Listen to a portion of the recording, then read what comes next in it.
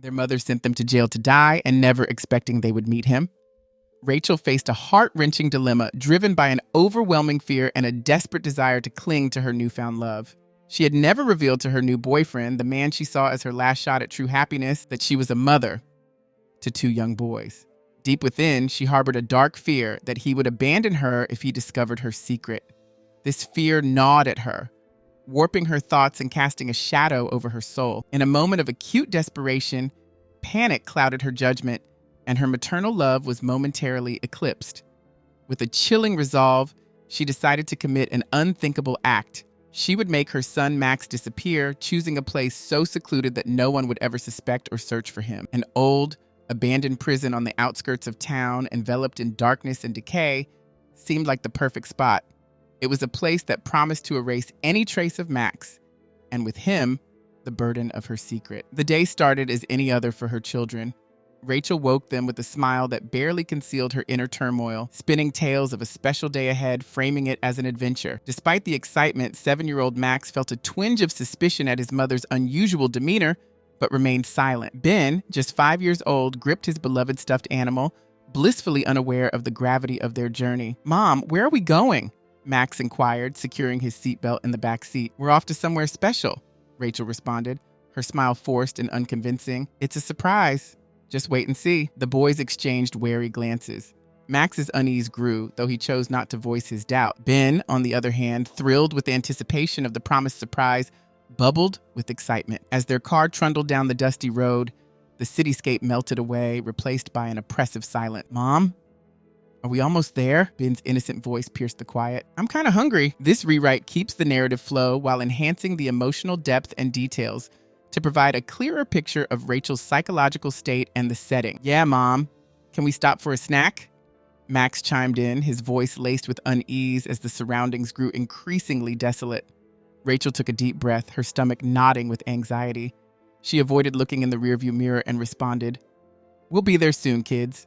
You can have whatever you want once we arrive. Just be patient and trust me." Despite her efforts to sound composed, her voice quivered slightly. Max's brow furrowed with concern, while Ben clutched his stuffed animal tighter, oblivious to the grim reality that lay ahead. When they finally reached the abandoned prison, the sight was chilling. Ivy crept up the imposing walls, and the shattered windows gaped like the hollow eyes of a beast. Ben's shivers weren't just from the cold.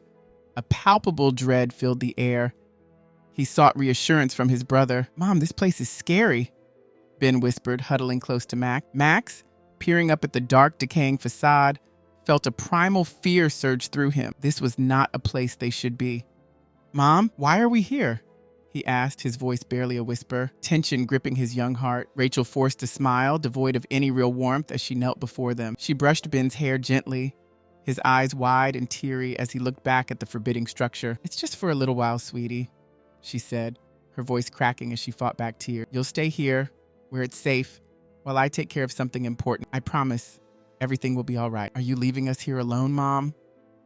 They finally reached a distant cell at the end of the long, dreary hallway. Rachel's eyes, heavy with guilt, met those of her children as she asked them to step inside. Ben gripped Max's hand tightly, tears streaming down his cheeks. "Please, Mom, I don't want to stay here," he whimpered, his voice quivering with fear. Max, too, resisted, looking up at his mother with eyes filled with desperation. "Mom, why are you doing this? Why are you leaving us here?" he asked, his voice cracking with emotion. Rachel swallowed hard, her throat tight, unable to provide an answer. Turning away to hide her anguish, she fumbled with the key, her hands shaking. With a heavy click, she locked the cell door, the sound echoing like a thunderclap, shattering the last hope in the boy's heart. Ben collapsed, sobbing uncontrollably as he gripped the cold bars, watching the retreating figure of their mother who didn't dare look back. Rachel hastened down the corridor, her footsteps resounding with each stride. Tears welled up, threatening to spill, but she pressed on, closing the heavy prison door behind her, leaving behind the heart-wrenching sobs and pleas of Max and Ben. "I'm scared, Max," Ben whimpered, his face buried in his brother's chest. Max embraced him tightly, his own voice unsteady as he tried to soothe his brother. "Don't worry, Ben.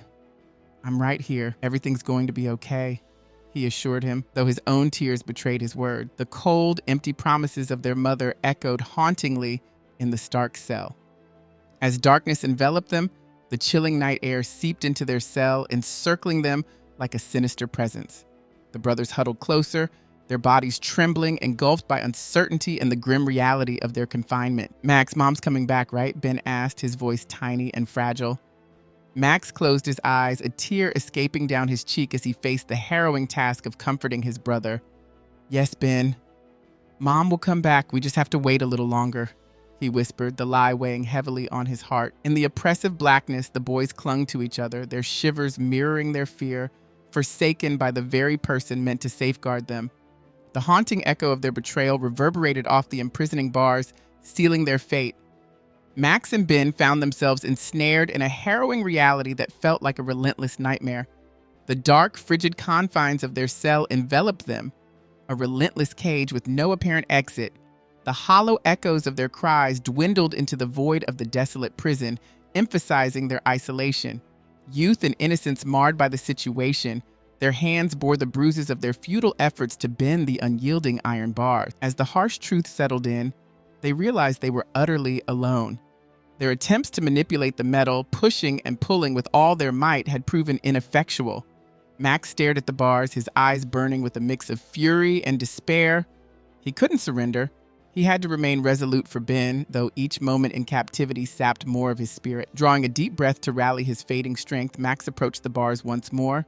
He pressed his slight frame against the cold iron, pushing with all his might, his teeth gritted as his muscles quivered from the effort. "Come on, Ben. Help me push again," he urged, looking over at his brother who sat on the floor, his stuffed toy clutched tightly. Ben, mustering what strength he had, staggered to his feet, his legs trembling. He placed his small hands beside Max's on the bars and pushed, his tears still flowing freely. "I can't do it, Max," he sobbed, overwhelmed by fear. "They won't budge." Max persisted, alternating between pushing and pulling until his hands were raw and throbbing with pain. Eventually, he collapsed beside Ben on the chilly floor, breathless and defeated. He rubbed his aching. "I don't know, Ben," Max replied, his voice trembling, "but we must keep hope alive, okay? We won't be here forever." Ben clung to his brother, his sobs growing louder. Hunger sharpened their discomfort, each stomach growl a stark reminder of their dire situation. It had been hours since their last meal, and the night's icy chill penetrated the cell, causing them to shiver without relief. "I'm so hungry, Max," Ben whimpered, his voice laced with despair. "Why did Mom leave us here? Doesn't she love us?" The question struck Max deeply, a painful jolt as he grappled with the same harrowing thoughts. He couldn't fathom why their mother had abandoned them so heartlessly. He pulled Ben closer, trying to offer him some semblance of comfort. "I don't know, Ben. I really don't," he whispered back, his own tears starting to mix with Ben's. The oppressive silence of their cell was suffocating, the darkness of the grim space seeming to close in around them. With a heavy heart, Max looked upward, his gaze lost to the ceiling as if searching for an escape in the crushing enclosure. He closed his eyes and prayed quietly. "God, please help us. Don't leave us here. Bring Mom back, please." Overhearing his brother, Ben raised his tiny hands toward the ceiling, grasping at the faintest hope of salvation. "God, please," he echoed, his small voice quivering. "Don't leave us here. We just want to go home." The brothers huddled closer, their whispered prayers merging with their cries, their voices cracking in the darkness. Each plea a reflection of their fear, desperation, and profound need to understand their mother's abandonment. Yet, there was no response. No sign of rescue. Hunger and exhaustion continued to erode their spirits. Max tightened his hold on Ben, feeling his own resolve wane. "We're going to get out of here, Ben. Someone will come for us. Someone has to find us," he reassured, though within him, hope was dimming. The darkness seemed deeper, the cold more biting as time ticked on, and fear enveloped him like an inescapable shadow. Max glanced at his younger brother, his eyes filling anew with tears as he saw the despair in Ben's face. "Why, Max?"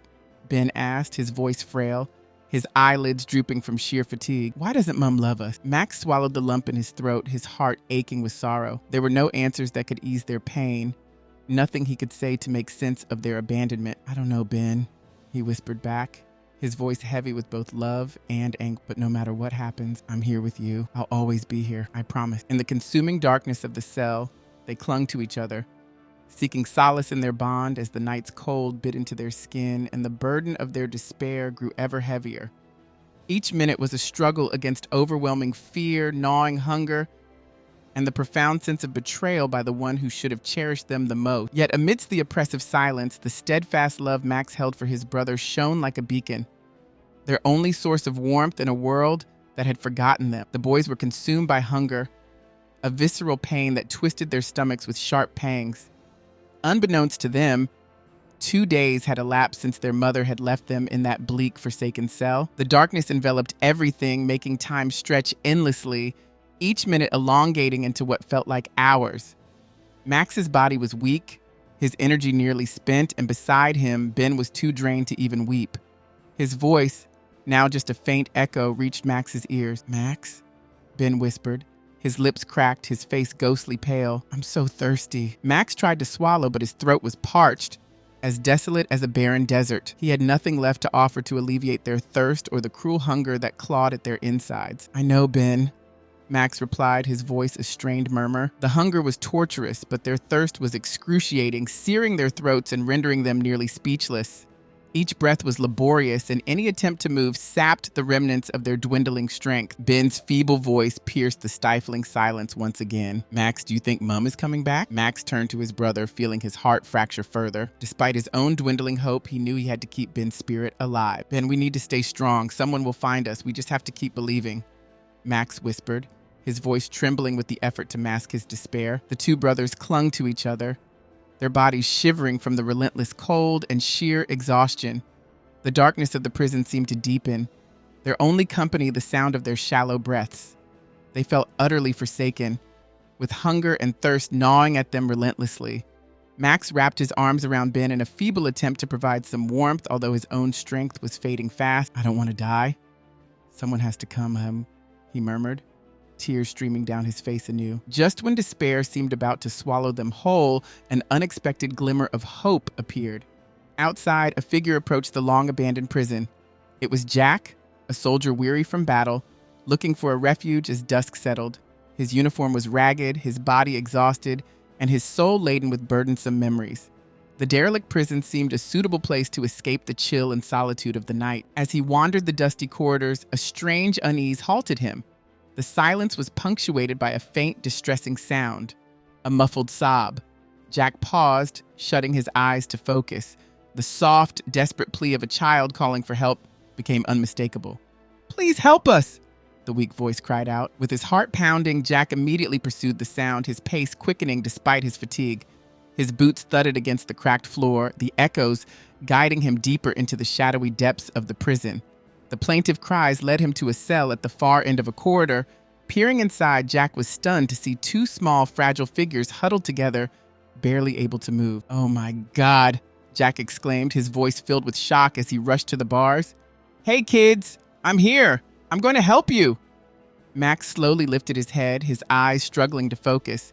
In his weakened state, he could scarcely tell if the man before them was real or a figment of his imagination. Ben, too weak to even raise his head, lay motionless, overwhelmed by exhaustion. Max's voice was weak, barely audible. Without a moment's delay, Jack sprung into action, scouring the surroundings for something to break open the cell.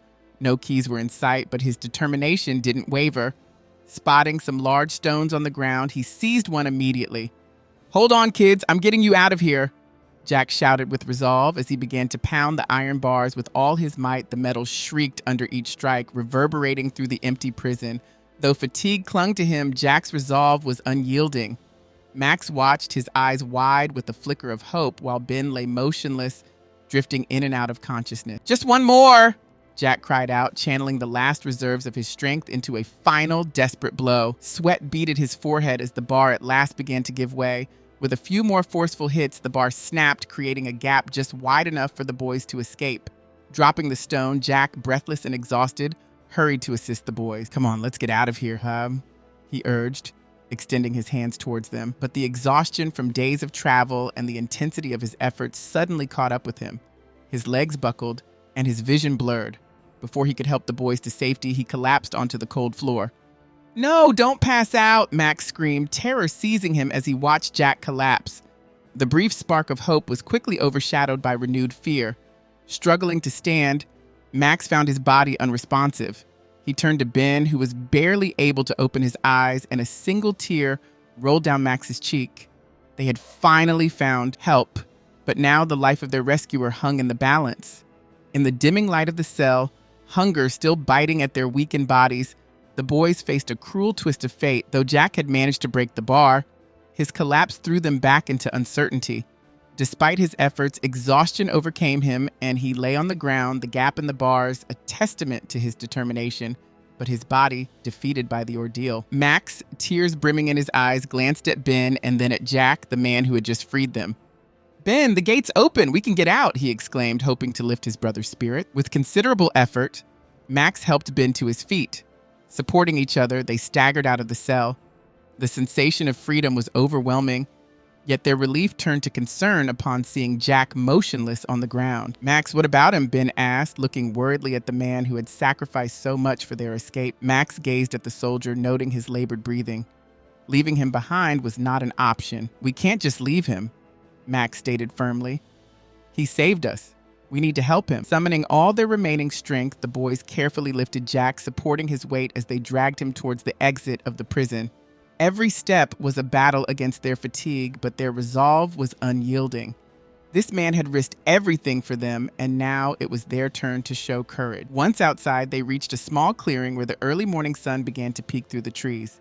Exhausted, Max and Ben set Jack gently on the ground and collapsed beside him, their breaths shallow, their bodies spent but determined. Ben, his face smeared with grime but alight with a flicker of hope, turned to Max. "We need to find water and something to eat," he whispered. "You're right. Stay here with him. I'll go look for something," Max replied, setting off into the woods. Before long, Max heard the welcome sound of running water. Following it, he discovered a small stream. Relief washed over him as he filled large leaves with water, carefully carrying them back to the clearing. "Ben, I found water," he announced upon his return, and Ben managed a weak smile.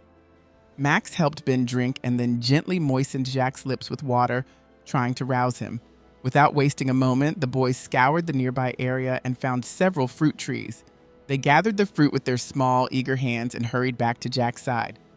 "We need to help him eat something too," Ben declared, looking concernedly at the still unconscious soldier. Max nodded, and together they began to dab the soldier's face with cool water from the stream, gently patting his cheeks. The concern etched on their faces was evident, but their resolve did not waver. They spent hours caring for Jack, offering him sips of water and feeding him pieces of fruit. After a seemingly interminable wait, Jack finally stirred. His eyes fluttered open, squinting against the daylight, and upon seeing the children beside him, he managed a weak smile, his lips parched. "Did you two help me?" Jack whispered, his voice filled with wonder. Max and Ben nodded, a wave of relief washing over them. Tears welled up in Ben's eyes as he spoke. "You saved us, sir.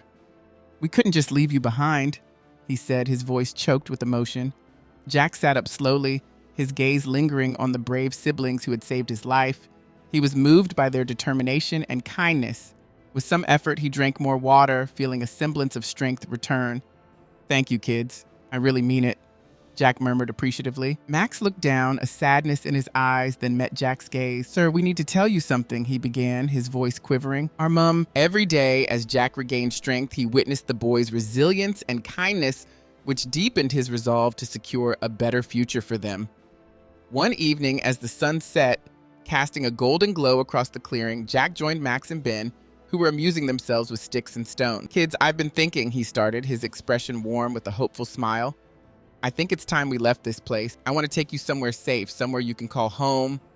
Max and Ben looked up, their expressions a mixture of excitement and apprehension. They didn't know where Jack intended to take them, but their trust in him was unwavering. "Really, sir? You'll take us to a safe place?" Max asked, his voice tinged with both hope and nervousness. "That's right," Jack responded gently, running his hand through Ben's hair. "It's time you had a real home, a place where you can be happy and forget about these past horrors." With careful steps, Jack led the way, his resolve clear despite his lingering injury. Max and Ben, holding hands, followed closely, feeling a security they hadn't known in a long while. As they journeyed through unfamiliar terrain, curiosity about their destination grew.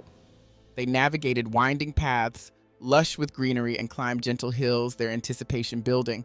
Before long, they arrived at a grand iron gate that opened into a vast garden bursting with colorful flowers. The boys halted, awestruck.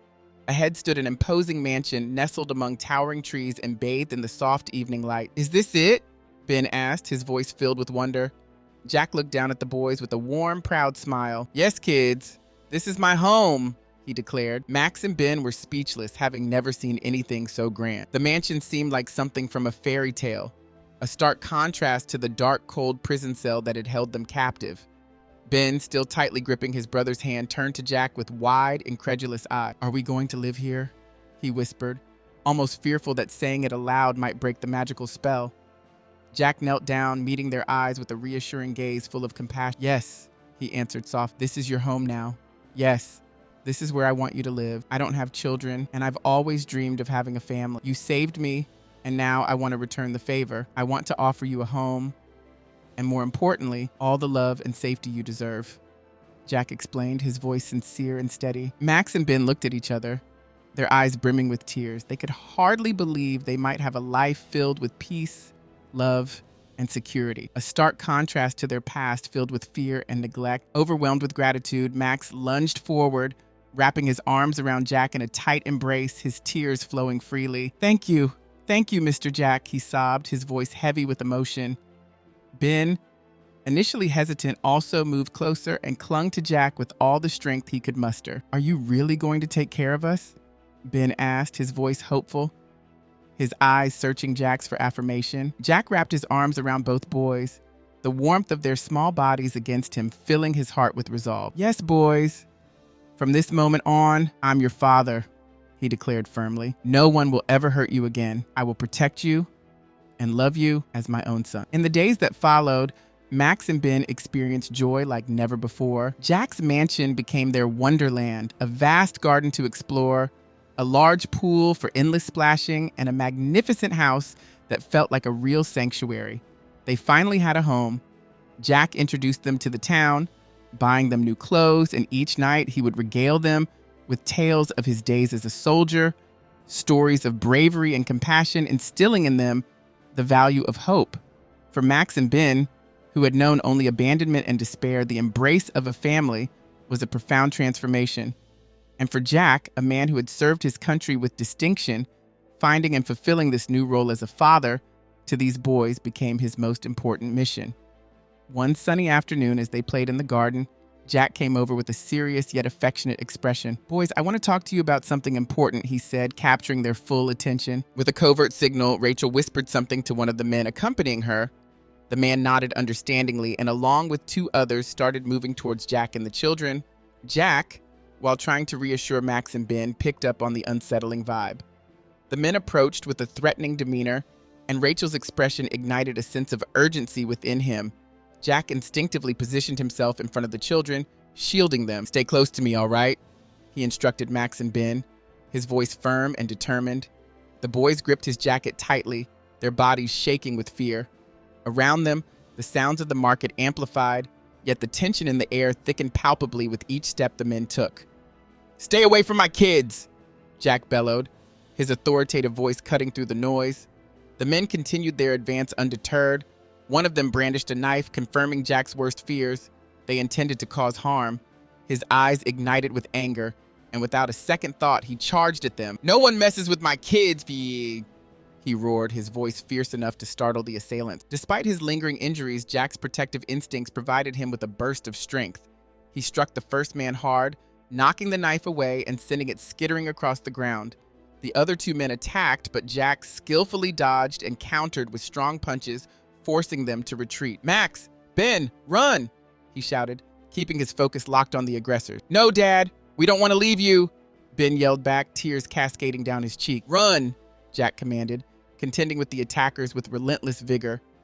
Heart racing, Max seized Ben's hand, and together they dashed away from the turmoil. Despite their fear, they frequently looked back. Jack was fiercely battling every strike and maneuver aimed at keeping the boys safe. When one of the men tried to bypass him towards the children, Jack intercepted him with a forceful shove, sending him tumbling to the ground. His eyes burned with a mix of anger and resolve, his voice emanating a low, threatening growl as he stood his ground. "Don't you dare touch my children. If anyone comes near them, you'll have to go through me." Jack stood resolute, fists raised, ready to defend them to the end. Eventually, the men realized they were no match for Jack's fierce determination and courage. They retreated, leaving Rachel stunned and horrified as she watched her scheme unravel. She had tried to remove her children from her life, but once again, Jack's unwavering love and bravery thwarted her effort. After the confrontation, Jack hurried to Max and Ben, who stood watching with tears streaming down their cheeks. He enveloped them in a strong embrace, their fear dissipating in his protective hold. "It's okay now, boys. It's over. No one will hurt you as long as I'm here." "No one," Jack reassured them, his voice firm and comforting. Max and Ben clung to him, their small arms wrapped tightly around him as they observed the dispersing crowd and the receding threat. Holding their hands, Jack led them home. "Dad, thank you for protecting us," Ben murmured, his voice quivering with emotion. Jack smiled, his eyes reflecting the gravity of the moment, his heart swelling with a solemn promise. "I'll always protect you, Max. No matter what happens, I'll keep you safe. You're my children, and I would give my life for you," he affirmed. As they left the scene, Rachel remained frozen in place, her eyes wide with fear, her hands shaking. She was baffled by the survival of her boys and Jack's ability to fend off her accomplices. Feeling Jack's stern gaze, her fear intensified. "Who are you?" Rachel stammered, her voice breaking as she recoiled, unable to tear her eyes from the imposing figure before her.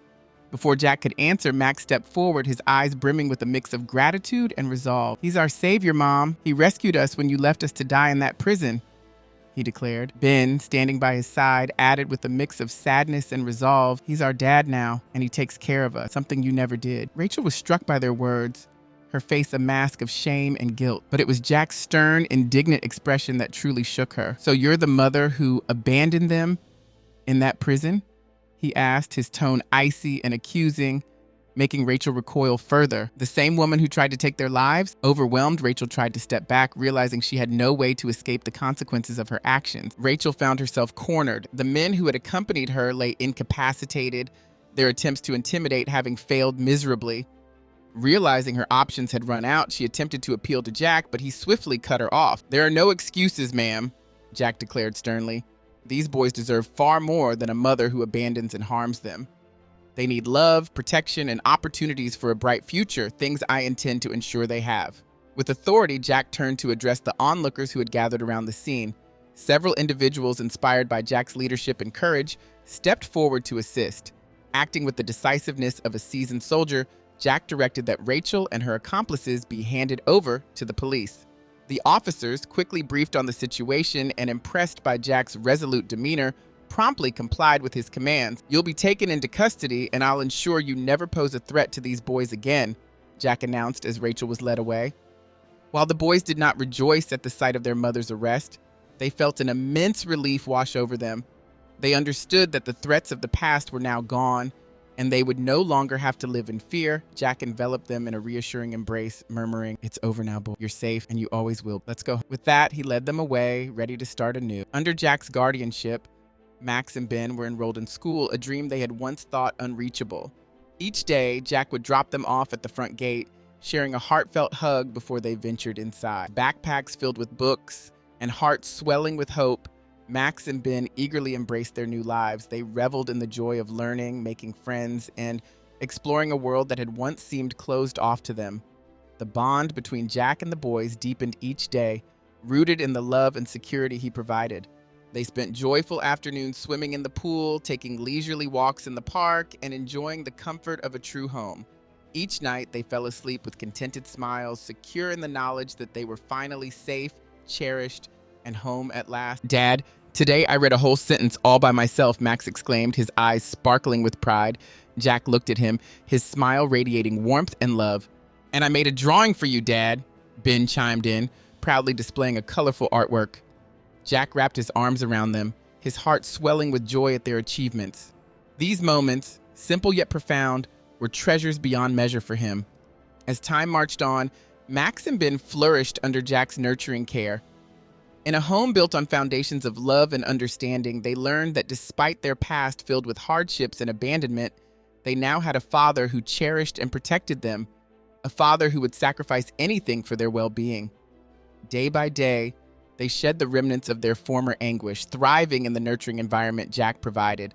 In the lush gardens of the mansion, surrounded by the tranquility of nature, Max and Ben discovered true happiness. The once murky future was now a landscape brimming with infinite possibilities, and there was nothing they couldn't face together. They transcended the dark shadows of their early years, crafting a present rich in laughter, love, and hope. This narrative, while a work of fiction, underscores a stark reality, the plight of countless children who endure neglect and abandonment, similar to what Max and Ben faced. Unfortunately, not every child in distress finds a Jack, a protector, and a beacon of unconditional love.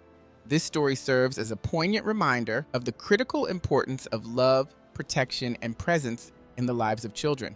As guardians, it's crucial to realize that the emotional security we provide is infinitely more valuable than any material possession. It's heart-wrenching to think of the children who lack a protective shield against the adversities of life. Let this story inspire us all to be more vigilant and supportive of the young ones in our communities and families. Let's ensure they feel cherished and secure. If this story resonated with you, please share your reflections or pass it on to someone who might find it meaningful. Together, we can make a difference. One small step at a time, let's act as a collective force for good, giving every child the love and safety they deserve.